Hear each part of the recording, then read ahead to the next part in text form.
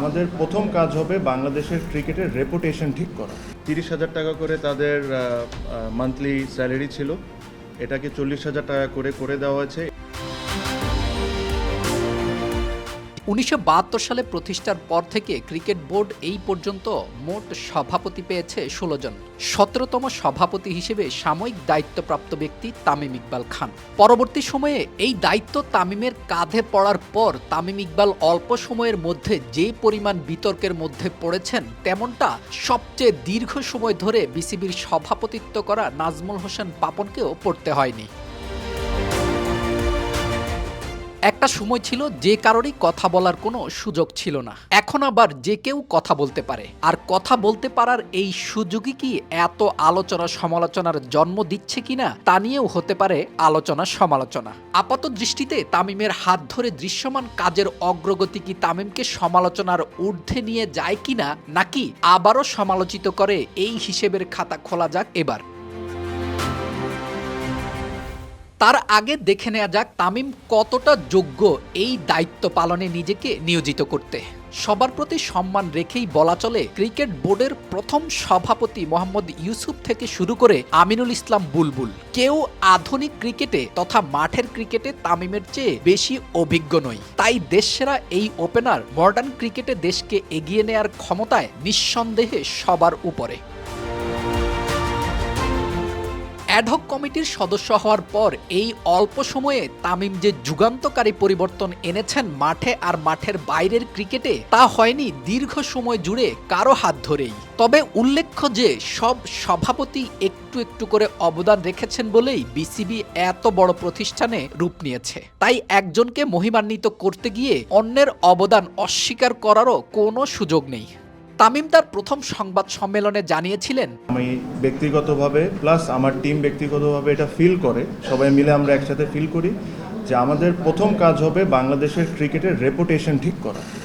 এই লাস্ট 1-1.5 বছরে যে রেপুটেশন ড্যামেজ হয়েছে বাংলাদেশের ক্রিকেটের, এই ক্রিকেটের রেপুটেশনটা ঠিক করা হলো আমাদের সবচেয়ে ইম্পর্টেন্ট। সেদিন আরও শুনিয়েছিলেন ঘরোয়া ক্রিকেট আর নারী ক্রিকেটারদের সম্মানী বৃদ্ধির গল্প। আমাদের যে ওমেন ক্রিকেটাররা আছেন, সে এখন থেকে তারা টি-20 ম্যাচের জন্য যেটা এখন পাবেন হলো 10,000 টাকা করে, ওয়ান ডে ম্যাচের জন্য তারা পাবেন 15,000 টাকা করে, লঙ্গার ভার্সন 2 ডে 3 ডে 4 ডে এটার জন্য ওনারা পাবেন 20,000 টাকা করে। 30,000 টাকা করে তাদের মান্থলি স্যালারি ছিল, এটাকে 40,000 টাকা করে দেওয়া হয়েছে। তবে এর পরও তীব্র সমালোচনার মুখে পড়েন গণমাধ্যমের কোনো প্রশ্নের উত্তর না দিয়ে সংবাদ সম্মেলন ছেড়ে যাওয়ায়। তবে কোনো প্রতিক্রিয়া না জানিয়ে তামিম ছিলেন নিশ্চুপ আর নীরব দর্শক। তার পরের মিটিংয়েই বন্ধ হয়ে যাওয়া ঢাকা প্রিমিয়ার লিগ নিয়ে সুখবর দেন এবং শেষ পর্যন্ত চালু হয় ঢাকা প্রিমিয়ার লিগ। এর মাঝে ছোট বড় অনেক কাজ করলেও ক্যাপ্টেন কার্ড ছিল তামিমের মাস্টার স্ট্রোক। তবে সেখানেও পড়েন আরও বড় সমালোচনার মুখে। যে খেলোয়াড়দের জন্য এই কার্ড, তাদের মধ্য থেকেই তাকে অপমান করে বিবৃতি দেয় সাবেক এক ক্রিকেটার। এবারও তামিম যেন গ্যালারিতে বসে দর্শকের ভূমিকাই পালন করলেন পুরো ম্যাচ জুড়ে, কিন্তু শেষ বলে ছক্কা হাঁকিয়ে ট্রফি নিজের করে নিলেন। সব খেলোয়াড়দের জন্য বিশেষ গ্যালারি করে, যার জন্য তাপস বস্য নিজেকে খেলোয়াড় দাবি করতে লজ্জা বোধ করছিলেন, তারাও পেয়ে গেলেন সম্মান। ক্রিকেটারদের ডাব আর গাড়ির বিল নিয়ে নানা আলোচনায় যখন সাগরিকার উইকেটের ঘাস মরে পুরো আউটফিল্ড খেলার উপযোগিতা হারিয়ে ফেলছিল, ঠিক তখনই ডিপ টিউবওয়েল বসিয়ে মাত্র কয়েকদিনেই করে ফেললেন সমাধান। আর তার চেয়ে আরও দারুণ কিছু ছিল পরিচ্ছন্নতা কর্মীদের টাকা মেরে খাওয়ার বিষয়টি সামনে এনে তা সমাধান করা, যা এক জীবনে কেউ হয়তো আলোচনায় আনত না। এই মহিলাগুলা যে যারা 300 টাকা 400 টাকা ডেলি ইনকাম করে, এদের থেকেও টাকা খেতে হবে, মানে এদের থেকেও আমার টাকা চুরি করতে হবে, মানে দিস ইজ অ্যাবসলিউটলি ননসেন্স। আমি বলেছি যে আপনি 30 জন মহিলাকে ডাকবেন, আমার সামনে তাদেরকে 500 টাকা করে দিবেন। যে কমিটমেন্ট আপনি এই মহিলাগুলোকে করেছেন, ওগুলো আমার সামনে আপনি ডেকে সবার সামনে দিবেন। আগের সবকিছুই মাঠ আর মাঠের বাইরে বোর্ড সম্পর্কিত, গলা ফাটানো দর্শকের কাছে। এতদিন মাঠে খেলা দেখতে আসা মানেই যেন বিদেশ ভ্রমণ। টাকা নয়, ডলারে কিনতে হতো খাবার। বাইরে যার দাম 50 টাকা, তাই হয়ে যেত 150 বা তারও বেশি। আর অল্প একটু পানির দাম যখন 10 টাকা, তার ডলারকেও ছাড়িয়ে যেত। জানিয়ে কথা হয়নি কখনো, সামনে আসেনি এর একটি বিষয়ও। তামিম শুধু সামনেই আনেননি, বরং সমাধান করেছেন দায়িত্ব পাওয়ার পরের সিরিজেই।